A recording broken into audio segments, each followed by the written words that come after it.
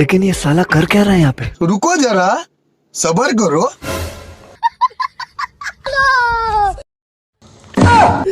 आज हमार गर्लफ्रेंड साड़ी में आए। हाँ हाँ अच्छा। हाँ। अबे साले, इतनी खुशी सारी हमार करेजा।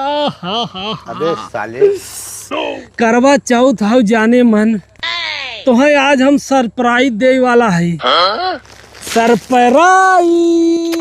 हे भगवान तेरी लीला अपरंपार है। अरे करेजा कितनी सुंदर साड़ी बा हो। अच्छा। तबे हम कहे आज घूंघट में होई कि चली मिली आई तुमसे। अरे पगली तो घूंघट में रहो चाहे जैसा रहो, चांद जितना छुपा रहत उतना ही अच्छा लागत है। जितना तुमसे प्यार करी थे ना उतना हम अपने मेहरारू के ना देखे चाहे। अगर तू हमें आज हाँ कह दे दिल के बहुत तसल्ली मिला। अबे बहुत साले, सुकून मिलल ना। बहुत सुकून मिला करेजा।